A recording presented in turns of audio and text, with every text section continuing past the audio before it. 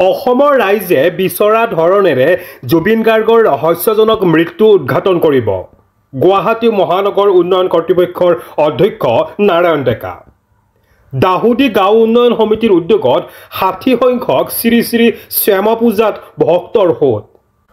ৰাজ্যৰ বিভিন্ন অঞ্চলত পোহৰৰ উৎসৱ দীপাৱলী পালন কৰা হৈছে।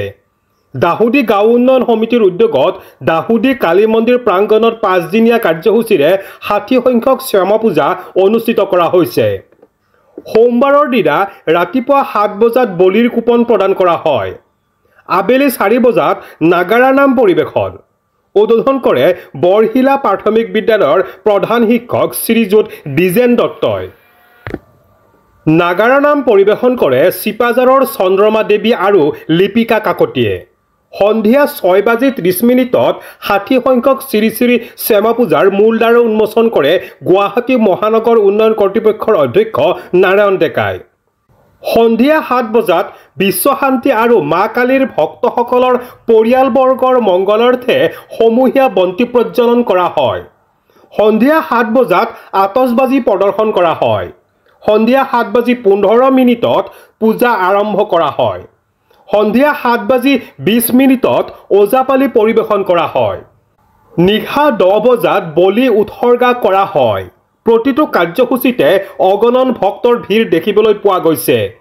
GMDAৰ অধ্যক্ষ নাৰায়ণ ডেকাই দাহুদি শ্যামা পূজাত উপস্থিত হৈ অসমৰ ৰাইজে বিচৰা ধৰণেৰে জুবিন গাৰ্গৰ ৰহস্যজনক মৃত্যু উদ্ঘাটন কৰিব আৰু এই মৃত্যুৰ লগত জড়িত ব্যক্তিক চিনাক্ত কৰি উচিত শাস্তি দিয়াৰ বাবে ৰাইজৰ দাবী অসম চৰকাৰে গুৰুত্ব সহকাৰে লৈছে বুলি জনায়।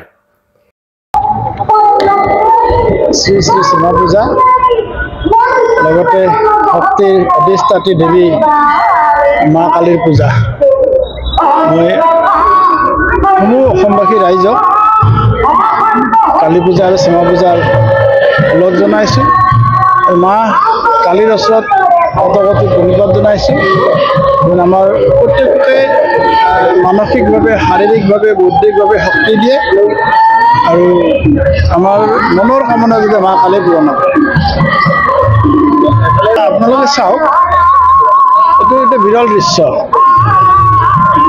আমাৰ হিয়াৰ আমঠু অসম সন্তান, অসমৰ জাতীয় সম্পদ, অসমৰ এগৰাকী উদাত্ত কণ্ঠ